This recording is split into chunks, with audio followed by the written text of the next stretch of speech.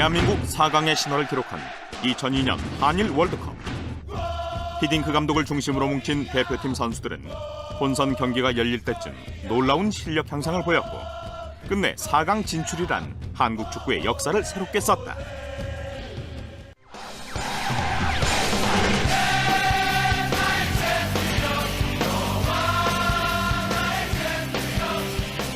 아드보카트 감독이 이끌었던 2006년 독일 월드컵. 2002년에 비하면 아쉬운 결과였지만 첫 해외 원정 승리라는 값진 기록을 얻었다. 꿈은 이루어지지만 매번 이루어지는 것은 아니라는 걸 뼈아프게 느낀 대표팀. 하지만 선수들이 보여준 투혼만큼은 세계 어느 팀에도 지지 않을 만큼 뜨거웠다.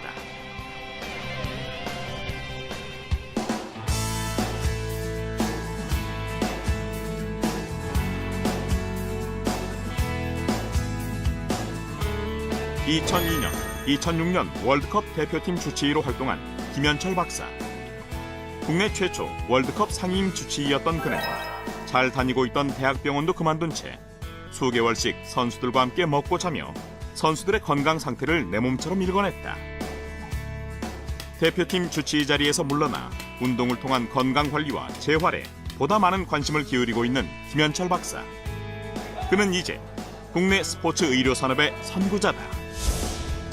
차세대 의료 산업, 스포츠 의학이다.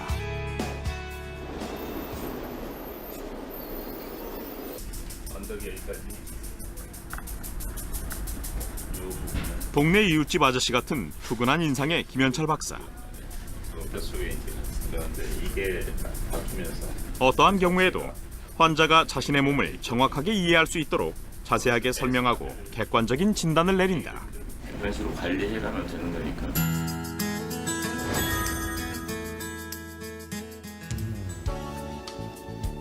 김현철 박사에게 진료를 받기 위해 찾아온 남아공의 운동선수.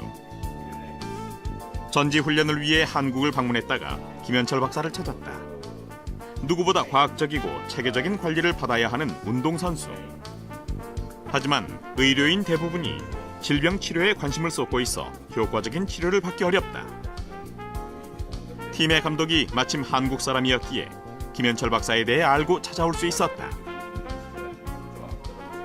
김현철 박사가 스포츠 의학에 몰입하는 이유는 뭘까?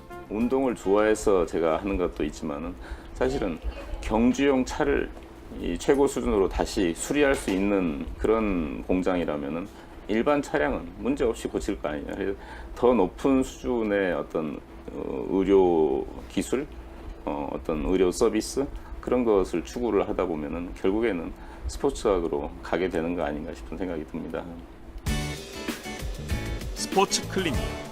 다른 병원엔 없는 독특한 공간이다. 언뜻 보면 헬스장 같기도 한 이곳은 체계적이고 다양한 방법을 통해 현재의 체력을 보다 강하게 만든다. 운동선수들의 경기력을 향상시키고 일반인의 경우 삶의 질을 높이는 것이 목표다. 스포츠 재활 전문가와 임상운동사로 구성된 스태프들은 스포츠 기능검사와 부상방지 운동 프로그램을 통해 선수들의 경기력 향상을 돕는다.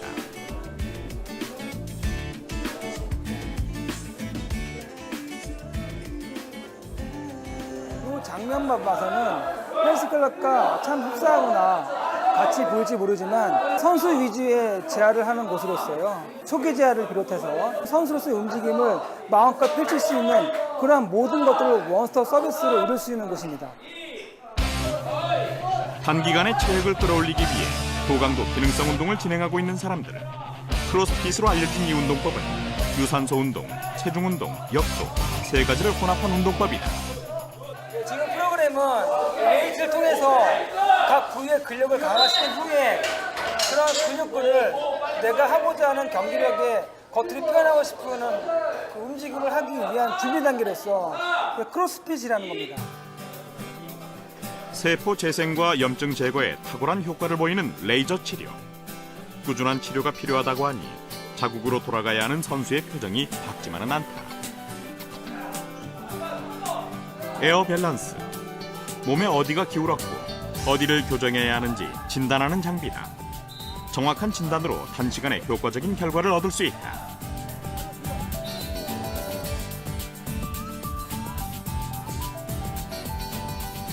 O2 챔버. 고압 산소 치료기다.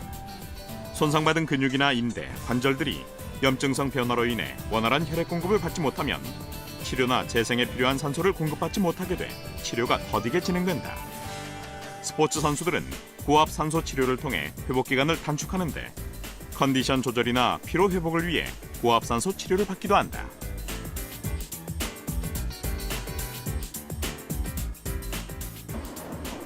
무중력 트레드밀, 재활 훈련과 물리 치료를 위한 장비다. 환자의 몸무게를 20%까지 줄여 관절의 스트레스를 줄이고 근육 훈련을 효과적으로 할 수 있다. 근력 측정 및 검사를 통해서는 좌우 근력의 차이를 알아보고 그에 적합한 재활 훈련을 하게 된다.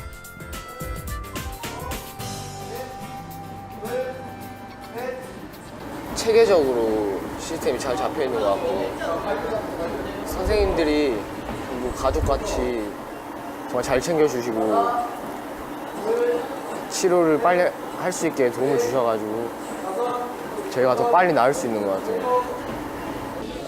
수술은 다른 곳에서 받았는데 재활은 여기 재활이 좋다고 해서 이쪽으로. 레저 문화가 발달하고 있는 만큼 일반인들도 재활 훈련을 필요로 한다.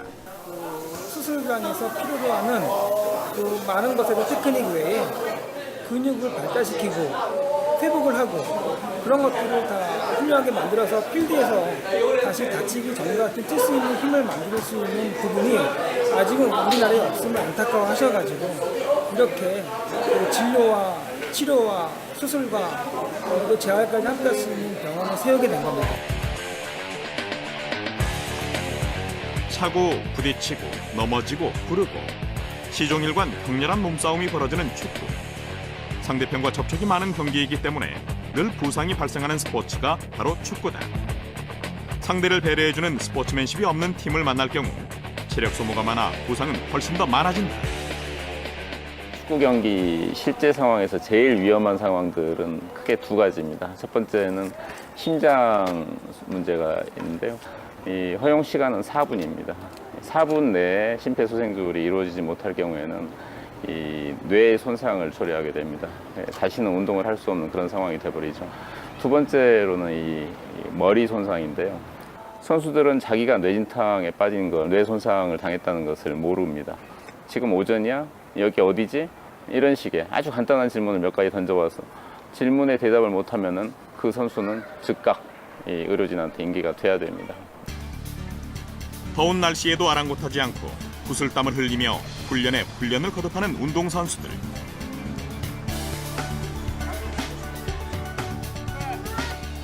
때론 체력적인 한계를 느끼는 상황까지 자신을 몰아붙이며 훈련에 전념하지만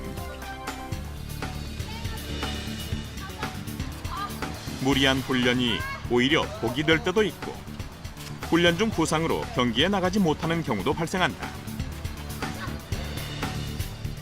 고통이 느껴지면 더 이상 운동은 즐거운 스포츠가 아니다. 운동을 보다 즐겁게 할 수 있도록 도울 수는 없을까? 그래서 김 박사는 외국의 센터를 찾아가 보기도 했다. 독일의 스포렉이라고 이동국 선수가 가서 이 재활하고 굉장히 유명해졌던 그 센터에 제가 3일간 아예 그냥 앉아 있었습니다.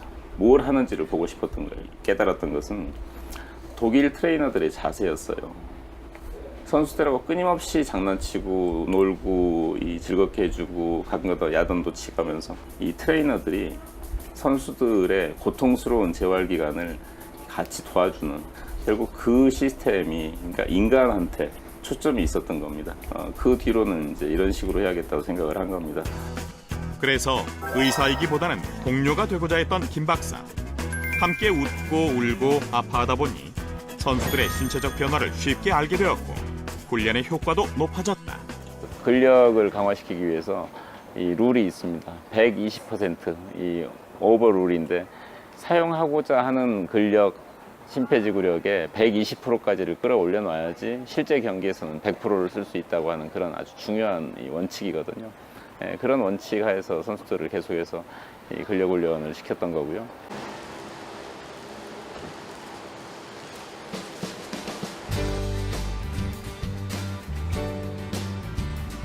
신체 기능의 향상은 무조건 훈련량이 많다고 얻을 수 있는 결과가 아니다. 경기 결과에 대한 압박감이나 경쟁자 때문에 느끼는 위축, 주위의 시선 때문에 갖게 되는 부담감 등 심리적인 요인도 경기 결과에 큰 영향을 미친다. 낙관성이나 효능감, 주도성 이런 것도 상당히 강하거든. 그렇게 그래서 운동 선수들의 심리 변화 또한 신체의 변화만큼 놓치지 말고 챙겨야 하는 요소다. 실제로 이제 훈련 내지는 경기를 하다 보면 신체적 또는 기술적인 문제보다 심리적 문제 때문에 경기력 기복이 생기는 경우가 많거든요. 특히 미국 같은 경우에는 올림픽 한번 하면 이 각 올림픽마다 멘탈 스텝이 한 100명 가까이 이제 선수단에 합류해 있습니다. 심리적인 요인에 대한 관심, 이걸 어떻게 조절하고 관리할 것이냐에 대한 관심이 운동 시작하면서 체력이나 기술 훈련과 더불어서 동시에 진행돼야 향후 나중에 조금 더 좋은 선수가 되기 위해서 이제 속도를 내는데 활용할 수 있겠죠.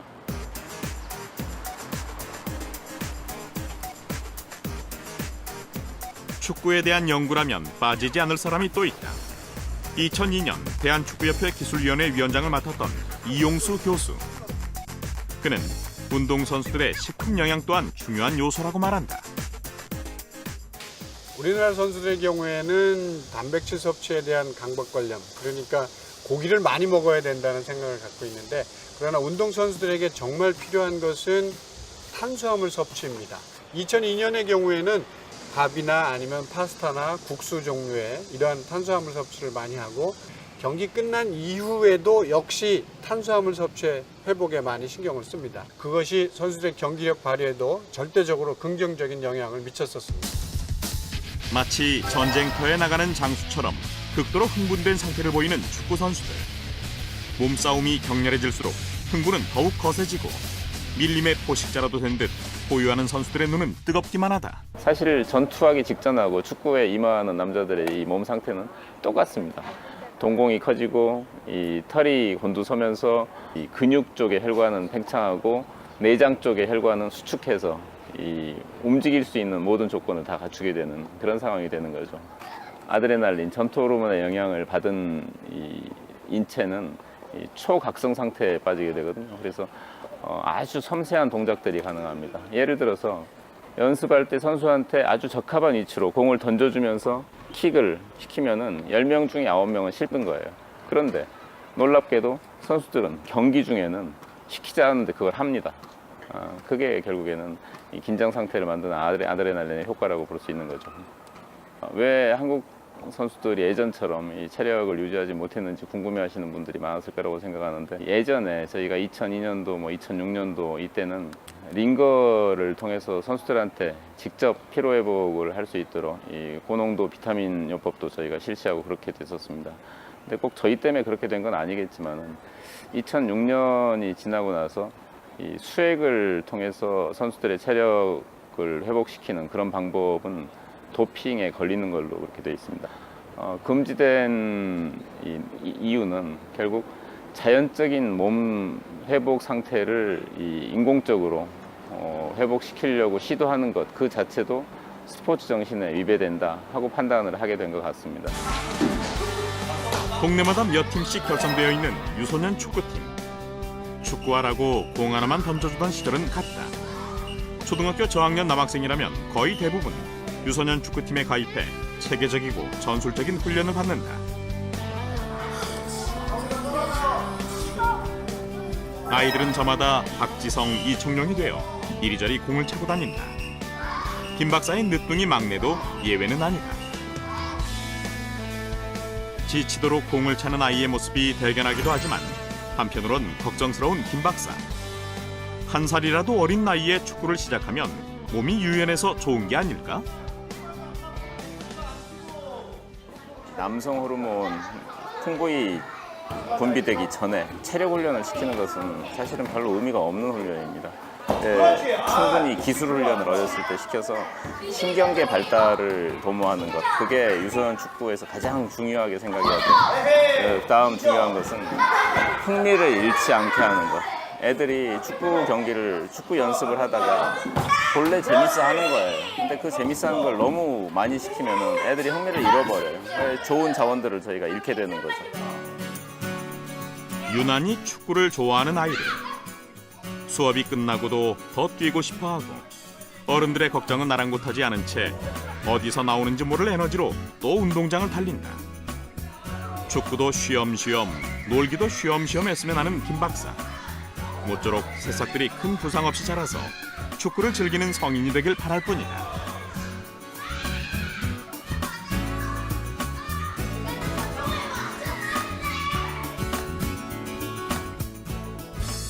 축구를 좋아하되 승부에 집착하지 않기를 바라는 김 박사.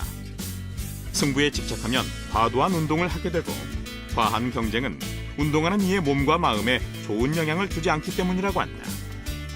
우리 집에 축구를 좋아하는 어린 아들이 있다면 어떤 점을 신경 써야 할까? 유소년 축구를 위해서 꼭 조심해야 될 것. 제일 중요한 것은 호기심이 자기 그 피곤을 압도하는 그런 시기거든요. 적절한 시간을 정해주고 그 시간이 끝나면은 더 하고 싶다고 해도 절대 못하게 하는 습관을 들여줘야 됩니다. 그리고 이제 축구화 끈을 너무 꽉 매고 이 신발이 발에 꽉 맞는 신발을 신어야지 된다고 생각을 하는 그런 경향들이 있습니다. 그것으로 인해서 발가락에 통증도 많이 오게 되고 성장도 더 저해하게 되고 그래서 작은 신발은 아이들한테 많이 좋지 않습니다.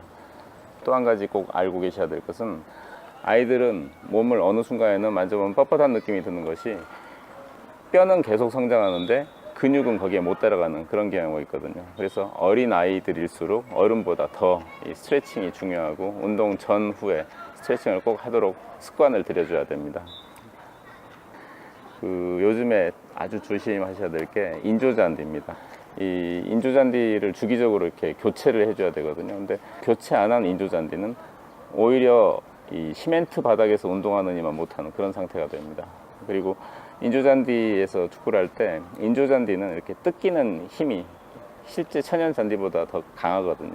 잘 안 뜯긴단 말이에요. 그래서 이 스터드가 깊은 축구화, 속칭 뽕이 긴 축구화는 인조잔디에서 사용하지 않도록 해주셔야 됩니다. 아이들 인조잔디에서 축구할 때 이 밑에 스터드가 약간 끝이 동그랗게 처리된 인조잔디용 축구화를 신겨서 운동을 하게 하시는 거 매우 중요합니다.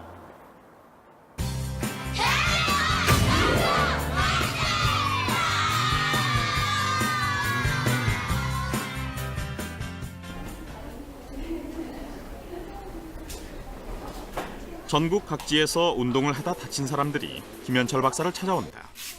단순한 치료 목적이 아니라 효과적인 재활과 보다 강한 체력을 원하기 때문이다. 김 박사의 진료실에서만 볼 수 있는 특별한 진료 의자. 환부의 눈높이를 맞추고 환자 편의 위주의 진료를 하고 있다. 오른쪽이 더 낫죠. 그것을 허리가 이렇게 하면서 보완을 해주고 있어요. 기간을 3개월 정도 기간을 드릴 테니까 의도적으로 똑바로 걸으려고 그리고 무릎이 부딪히지 않게 하려고 자세만 잡히면 친절하고 자세한 설명에 환자는 한결 마음이 놓인다. 오른쪽 골반 처진 것도 좀 올라오고 운동을 하다 다친 또 다른 환자. 축구를 하다가 다리 다쳐서 진료를 받으러 오게 되었습니다. 스포츠 의학 쪽에서는 김현철 원장님이 워낙 유명하셔서 남양주에서 여기까지 오게 되었습니다. 왼발에 권위적인 의사의 시선이 아니라 환부의 눈높이를 맞춘 진료에 환자들은 특별한 경험을 하게 되고 담당 의사와 조금 더 가까워지는 느낌을 받는다.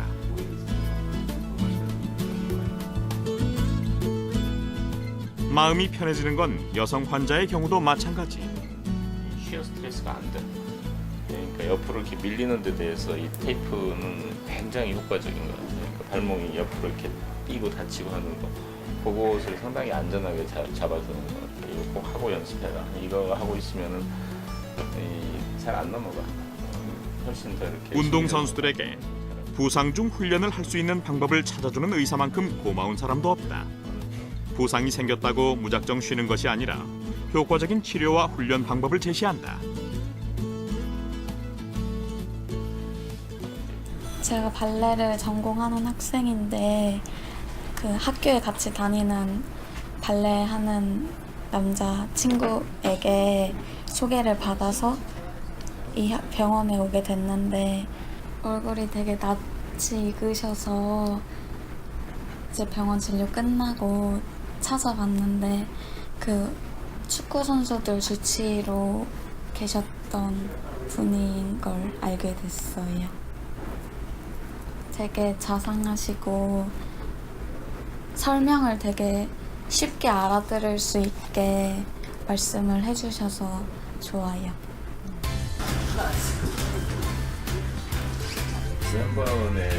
편안한 분위기에서 진찰을 하니 환자도 마음이 놓여 보다 많은 이야기를 하게 되고 그렇게 알게 된 환자의 생활 패턴과 영양과 심리 상태는 다시 효과적인 처방과 진료로 이어진다. 체외 충격파 치료, 난치성 관절 치료를 수술 없이 치료할 수 있는 장비로 얼마 전까지만 해도 이 치료를 원하면 일본까지 찾아가야 했다. 이건 힘줄에 염증이 생긴 것을 빼주는 건데 이 지진파라고 하는 것은 아주 작은 염증을 이렇게 환부에다가 뿌려놓는 거예요. 그래서 만성 염증을 이 급성 염증이 치료될 때 같이 치료되게 만드는 그런 효과가 있는 거죠. 다이나믹 충격파 치료는 충격파를 이용해 최적의 에너지를 관절에 전달한다. 세포막의 물리적 변화를 통해서 인대의 재생을 도와주고 관절 주위의 석회질을 제거하고 남은 정상 조직의 자연스러운 재생을 통해서 관절의 통증은 물론이며 운동성까지 단기간 내에 개선하는 치료다. 다른 데서 받는 것보다 이거 한 번 받는 게 효과가 되게 좋더라고요. 네.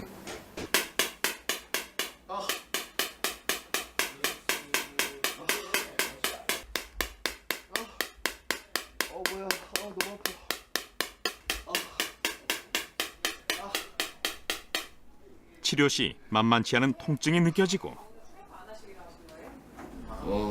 정말 많이 아파요.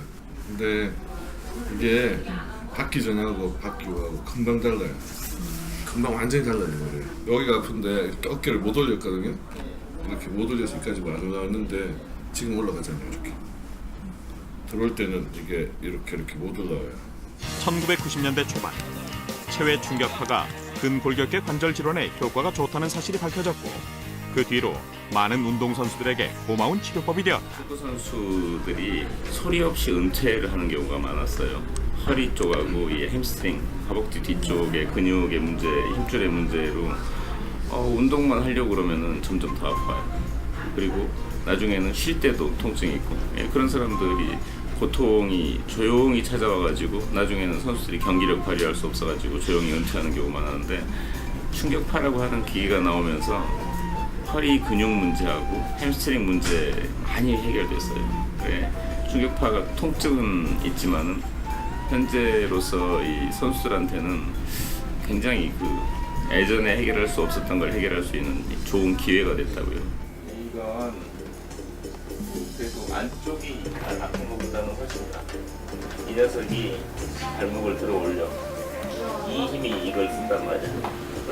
네가 뛸 때 뒤에서 발을 끌어올 때 그 근육을 쓴단 말이야. 발도 높여라고. 말로 설명하다 못해 자리에서 일어나 온몸으로 증상을 설명하는 김 박사. 선수 스스로 자신의 몸을 잘 알고 있어야 치료도 빠르고 예방도 된다고 생각하기 때문이다. 김 박사의 열정에 환자들도 적극적으로 치료에 협조하게 된다. 제가 수원에 있는 메탄고등학교 축구 선수인데 운동하다 발목이 접질렸어요. 그래서 아는 지인분께서 김현철 박사님이 스포츠의학계에서 알아주시는 분이다. 그래서 진료보는 게 좋겠다 해서 여기 오게 됐어요. 처음에 박사님이 발목하고 손가락, 관절만 이렇게 앞뒤로 흔들어 보시고 어느 정도 아픈지 그걸 다 하셔갖고 신기하고 좀 놀랐어요. 저희 운동하는 선수들한테는 김현철 박사님 같은 분들이 많았으면 좋죠.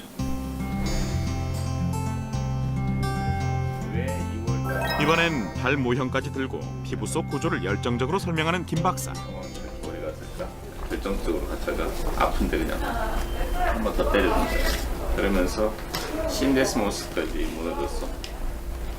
요것을 다친 게 네가 지금 아픈 가장 핵심적인 문제야. 자, A가 아플 때 어떤 증상이 날까? 쪼그려 앉기가 힘들어. 이 자세로 들어가려고. 김현철 박사의 명성을 듣고 멀리 경남 함안에서 올라온 모녀. 점프가 안 돼. 왜? 점프할 때는 되는데 다음에 내릴 때 자신이 없어. 턴이 안 돼. 방향을 잡고 밀려고 할 때 이게 이런 식으로 밀려야 되거든. 동작에서 이 불가능한 상황이 돼버리는 거야. 그걸 잡아줘야지 네가 다시 운동을 할 수가 있겠다. 오케이? 애가 운동하다가 다쳐가지고 5개월 정도 이제 마산에서 치료를 받다가 지인의 소개로 이제 오늘 새벽에 차차 타고 오게 됐어요. 저도 지인의 소개로 왔지만 그러니까 스포츠 의학계에서는 축구, 농구 할 거 없이 재활하시는 재활센터도 그렇고 보면 김현철 박사님을 많이 추천해 주셔요. 그래서 제가 이제 그분들 말 듣고 또 사실 인터넷으로 검색도 해봤고 근데 평도 너무 좋고 새벽에 차차 타고 오게 됐어요. 가능한 쉬운 용어와 자세한 설명으로 환자를 이해시키는 김현철 박사. 보다 많은 사람들이 몸의 구조를 이해하고 안전한 운동 생활을 즐겼으면 하는 것이 그의 바람이다. 주로 정형외과라면은 뼈를 보는 과라고 알고 있지만 결국 골격을 중심으로 그 골격의 끝에 붙어 있는 관절, 그다음에 관절을 움직이는 근육과 힘줄, 그리고 그 관절을 유지하는 인대 이런 것들, 그다음에 신경 그런 것들을 총괄하는 과가 정형외과라고 합니다. 정형외과 중에서도 김현철 박사가 집중한 분야는 족부 클리닉. 통증과 부상, 염증 등 발에 관련된 온갖 이상 증상이 그의 관심사다. 족부는 말 그대로 이제 발과 발목 관절을 주로 보는 정형외과의 부분이죠. 그런데 이 족부 정형외과는 지금 학회가 창립이 된 지 20년이 아직 채 안 된 젊은 학회인데요. 족부가 왜 이렇게 발전이 늦었냐면은 관절이 너무 많은 거예요. 한 부위에 이 관절만 뭐 33개 뭐 이런 식으로 각각 관절들이 서로 상호작용을 하면서 움직이는 거거든요. 그래서 이 생체역학적으로 굉장히 복잡한 관절이고 사실은 발과 발목 관절이 어떻게 움직이는지를 의사들이 완전히 다 이해를 못했었습니다. 지금도 뭐 다 이해했다고 이야기하기는 힘들지만은 그래서 이제 어깨하고 발목 이 두 부위를 우리가 잊혀진 관절 그렇게 이 표현을 했었던 적도 있습니다.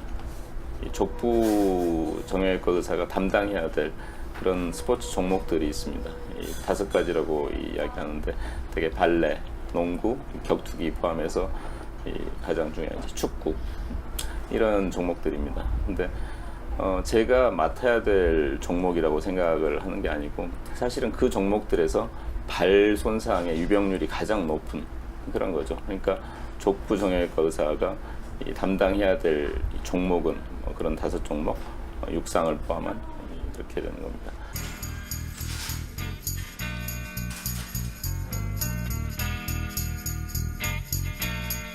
특별 병실과 일반 병실이 구분되어 있는 병원. 다양한 종목의 스포츠 스타들이 병원을 찾는 경우가 많아 편의상 구분지어져 있을 뿐 다르게 진행되는 치료는 없다. 신경계통의 척추 디스크 질환이나 척추 종양, 연골 부위의 병변을 진단하는 데 탁월한 효과가 있는 MRI.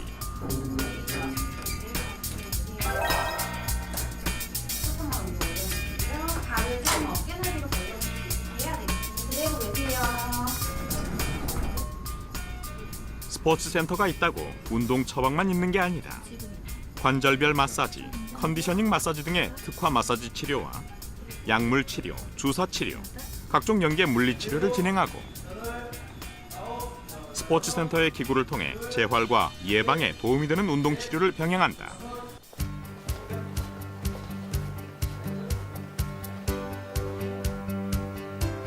병원 한쪽엔 월드컵 기념품들이 빼곡하게 채워져 있다. 2002년, 2006년 영광의 이름들도 한 곳에 모여 있다.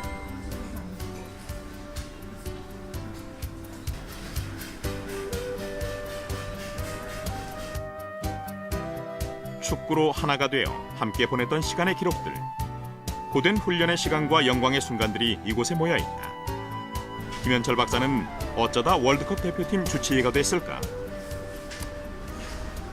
외국인 감독으로 팀의 주치의는 당연히 있어야 되는 그런 상황이었는데 그 당시에 우리나라는 그게 꼭 필요한지에 대한 정도의 수준이었죠.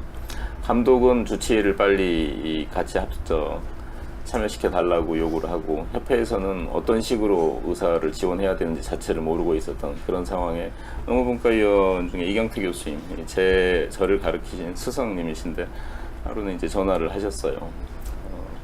김 선생이 와서 대표팀을 좀 맡아주면 안 되겠느냐. 근데 이제 저희 스승님은 대학을 그만두고 오라는 이야기는 안 하시고 대학에다 양해를 구하고 한 8개월 정도니까 대학 입장에서는 제가 그때 이제 제일 그 젊은 스텝에 속했는데 열심히 일하고 환자 보고 해야 될 젊은 스텝이 8개월을 비워버리면은 대학으로서는 이제 주력 부대가 일부 무너지는 그런 상황이 되는 거죠. 제가 사표를 내면 다른 스텝을 또 구할 수 있으니까 그래서 이제 할 수 없이 사표를 낸 거고요. 대학을 나와서 이제 대표팀을 들어갔는데 결과적으로는 그 상황이 제 인생을 바꿨다고 저는 기억을 합니다. 운명처럼 맞게 된 월드컵 대표팀 주치. 김현철 박사는 이 시기 족구 전문의에서 스포츠 의학 전문의로 한 걸음 더 나아가게 된다. 처음에 저희가 선수단을 딱 만났을 때 제 느낌은 마치 제가 이방인처럼 느껴졌어요. 섞이지 않아야 될, 마치 제가 도토리가 된 것 같은 그런 느낌이 있었습니다. 제일 어려웠던 점이 선수단에게 다가가는 것, 그 선수들 마음속에 들어가는 것, 그게 제일 어려웠던 점입니다.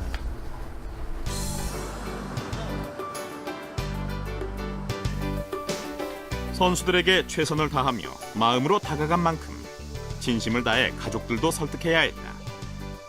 하지만 늦둥이 아들을 둔 아내는 그런 남편이 불안하기만 했고 아기들도 어리고 나가면은 긴 시간이 걸릴 텐데 그리고 안정적인 교수직을 버리고 나간다는 게 조금 심적적으로 힘들긴 했어요. 그런데 이제 축구병이라 그러죠. 축구병에 걸린 사람을 뭐 어떻게 잡을 수는 없는 거니까 자기 꿈이 있으니까 꿈을 지지해야 된다고 생각을 했어요.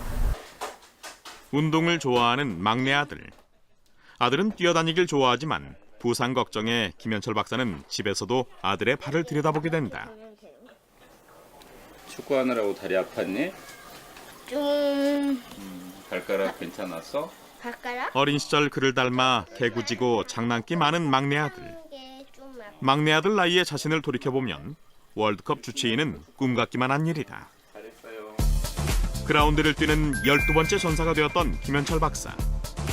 선수의 고통을 알면서도 뛸 수 있느냐고 물어야 했고 선수의 아픔을 알면서도 괜찮다고 마음을 다잡게 해야 했던 그. 선수들이 견뎌야 했던 아픔과 고통의 크기를 누구보다 잘 알기에 함께 눈물 흘리지 않을 수 없었다. 김현철 박사를 스포츠 의료인으로 이끌었던 정형외과 전문의 이경태 원장. 그 역시 많은 운동선수들의 부상을 살피고 있다. 이거 다치면 그 다음에 이유를 알 수는 없어. 혹시 수술하게 된다면 재기 관련 어떻게? 관절 운동 범위가 어느 정도 나오는지에 따라서 다를 것이고 내가 이제 뭐 나도 최선을 다하겠지만 현장 복귀를 해달라고 하는 얘기에 대해서는 어느 정도 다시 얘기할 수는 없어요. 왜냐면 지금 뼈가 죽을지 살지는 모르기 때문에 거기서 얘기하는 건 조금 그건 이런 것 같고 무혈수용 괴사가 걱정되고 또 뼈가 좀 여러 조각 났기 때문에 빨리 움직이긴 힘들 거예요. 그런 어려움이 있을 거예요.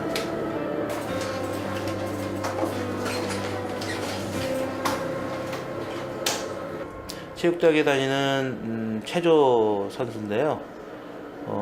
사실은 뭐 체조다 다친 건 아니고 하이킹 갔다가 절벽으로 떨어져서 5m 이상 낭떠러지에 떨어져서 복합골절이라고 해서 여러 조각이 나는 골절이 생겼습니다. 그래서 저 골절은 합병증이 뭐 무혈성 괴사를 했고 그 뼈가 죽을 수도 있고 관절염이 생길 수 있는 그런 제가 아주 치료하기 곤란한 그런 골절인데 제가 보기에 뭐 수술은 불가피할 것 같은데 이제 합병증 발생할 이율이 50% 70%쯤 돼서 마음이 좀 무겁긴 합니다. 과거 부천의 축구팀에서 주치의로 활동했던 이경태 원장. 2002년 당시 제자였던 김현철 박사는 이경태 원장과 함께 축구장을 찾을 일이 많았고 현장에서 느껴지는 선수들의 땀과 열기에 반한 김현철 박사는 점점 축구의 매력에 빠져들었다. 거기 이제 그 당시에는 별로 인기가 없었습니다. 의사들이 별로 관심도 없었고 또 이렇게 주목을 받을 거라 생각하지 않았기 때문에 자기 본업에만 그냥 관심이 있었지 이런데 자기 시간을 할애하고 희생을 할 정도의 준비가 안 돼 있었는데 주치를 직접 했던 저와 그리고 또 이제 거기 같이 운동장에 직접 많이 참석해서 현장을 알았던 우리 김현철 선생님이 관심을 보여서 특별히 또 저희가 추천하게 됐고 또 정부에서도 그런 그 열정이 좋아 보여서 아마 그때 2002년도에 우리 김현철 선생이 거기에 이제 추천됐던 것 같습니다. 대표팀 주치의가 되어 선수들과 동고동락한 김현철 박사. 의무실에만 앉아있는 의사가 아니라 필드에서 선수들과 함께 웃고 우는 동료로 지냈다. 사실 주치 대표팀에서 저렇게 뭐 한 달 내지는 1년 내내 그 같이 갔던 그런 주치가 없었기 때문에 그런 점에서 최초의 대한민국 그 대표는 주치였다고 얘기할 수 있고요. 그리고 그러면서 우리 대표팀에 있는 히딩크 감독이라든가 코칭 스태프하고 잘 좋은 관계를 이루어서 저희 이 의료진과의 협력 관계에 굉장히 소통을 잘했던 게 굉장히 잘했던 것 같고요. 뭐 부족한 점이 뭐 많지는 않지만 뭐 한 가지 부족한 점이 있다 그러면 그 당시에는 이제 뭐 세계 각국에 가는 그런 일도 많았고 그랬기 때문에 여러 데이터가 많아서 아마 좋은 논문들 많이 쓸 수 있었는데 뭐 한 편인가 두 편 정도밖에 없어서 좀 그런 점이 좀 아쉽습니다. 지난 6월 27일 새벽 2014 브라질 월드컵 3차전이 열리던 날 대한민국 대 벨기에전이 진행되고 있었다.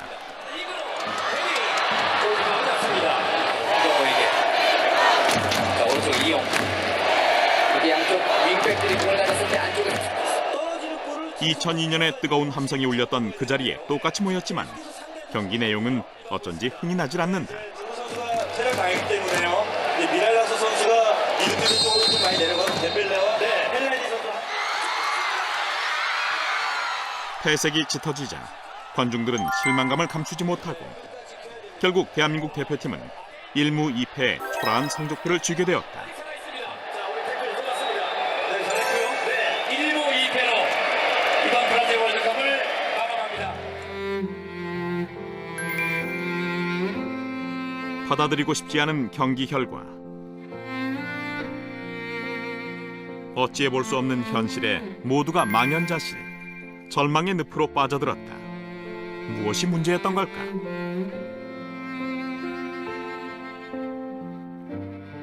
그 의료만 놓고 보면 뭐 크게 부족함은 없다고 볼 수가 있겠는데 요즘은 그 실전 경기나 훈련 중에서 어떤 그 전술적인 그 어떤 프로그램 그리고 그 실전 경기에서 나타나는 어떤 그 선수의 뭐 부족함이라든가 이런 거를 체크를 해서 그 훈련에서 다시 반영을 해야 되는데 그런 부분에서는 어떤 그 활용도 면에서 그리고 우리가 갖고 있는 그 프로그램의 어떤 그 수준 면에서 조금 부족함이 있지 않나 싶고 그런 게 다시 의료적인 거와 결합이 될 때 지금보다는 좀 더 나은 결과가 나오지 않을까 생각합니다.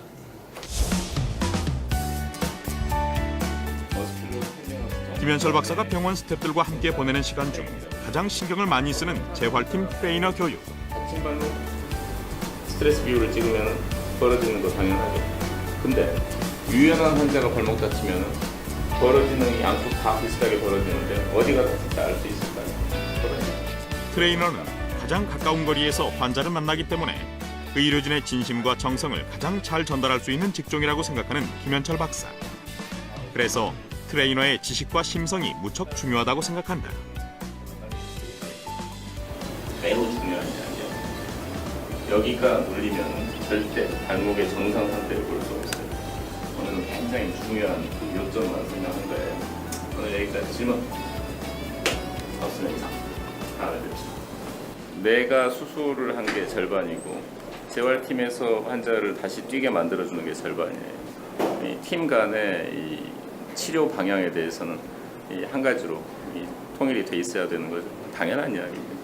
교육시키지 않고 재활팀과 의사가 같은 치료 방법을 제시할 수 있다고 그건 말도 안 되는 이야기죠. 그래서 교육은 필수적입니다. 그리고 자기가 치료하는 방법에 대해서 재활팀에 설명을 하는 게 아니고요. 재활팀의 의견을 듣고 왜 그 의견이 맞는 건지 내 의견이 틀린 건지 그런 것에 대해서 끊임없이 토론을 하면서 서로 발전을 해가는 그런 기회가 되기도 합니다. 교육은 매우 중요합니다. 이번에는 병원 스태프들과의 회의. 개선방은 이거 누가 만든 거예요? 병원을 다녀간 환자들의 정보를 모든 분야 스태프들이 함께 공유해서 다각적인 진료를 진행하기 위해 반드시 필요한 시간이다. 그러니까 사탕동 다과를 나누는 행위가 난 그게 제일 적격이다. 환자에게뿐만 아니라 병원 스태프들에게도 이웃집 아저씨 같은 푸근함으로 다가가는 김현철 박사.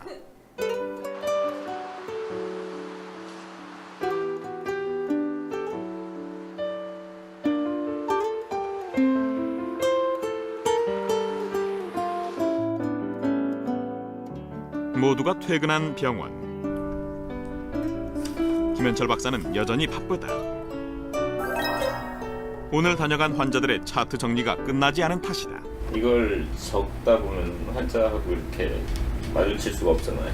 그러니까는 대충 중요한 것만 테스트한 결과만 이렇게 찍찍 써놓고 그 외에는 환자하고 이렇게 대화를 한단 말이에요. 그러면은 환자들이 자기가 한 이야기에 집중해 주니까 사실은 약 처방 같은 것을 조금 덜 해도 환자들이 훨씬 마음이 편안해 해서 가요.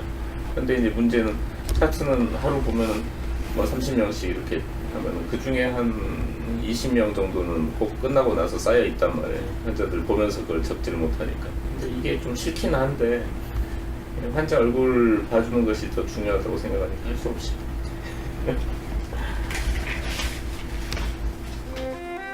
국가대표 주치의에서 국민 주치의가 되고 싶은 김현철 박사.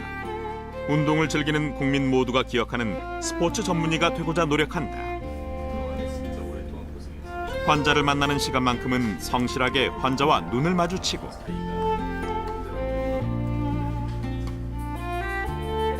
환자가 진료실을 나간 뒤에야 꼼꼼하게 차트를 정리한다. 김현철 박사는 이제 스포츠를 다루는 의학이라는 것에 대해서 한국에서 첫 발을 내딛었다라고 이제 해도 이제 과언이 아닙니다. 본인 스스로를 스포츠 의학의 전문가고 이곳에서 자신의 어떤 그 의사로서의 승부를 던지겠다라고 생각한 분은 김현철 박사가 처음이었던 것 같고요. 그런 의미에서 한국 스포츠 의학의 개척자 그리고 선구자 그리고 어떤 새로운 틀을 만든 사람이 김현철 박사입니다. 스포츠 레저 산업이 발달함에 따라 운동으로 인한 부상은 앞으로 더 늘어날 것이다. 그렇다면 국내 스포츠 의료 산업이 제대로 자리 잡기 위해서는 어떤 조건이 필요할까? 첫 번째, 의료 기술이 스포츠에 대해 적정화가 돼야 된다고 봅니다. 두 번째로는 그 스포츠 의학을 집대성할 수 있는 직능 분야들의 결집화가 필요합니다. 각 직능 분야들의 발전도 필요합니다. 의사들은 이 진료 정확하게 하고 수술 잘해야 되는 거고 수술을 한 환자들을 제대로 재활시킬 수 있도록 관련 인력들이 전문화가 돼야 되고 서로 간에 인정이 돼야 됩니다. 세 번째는 여러 가지 이제 그 관련 기술들, 스포츠 의공학 같은 것들, 그 다음에 재활을 시킬 때 재활 트레이닝 할 수 있는 관련 기계 이런 것들이 다 같이 발전을 해줘야 되는 거거든요. 그런 분야들이 다 같이 발전을 할 때 스포츠의학의 국제화, 산업화가 가능할 거라고 생각합니다.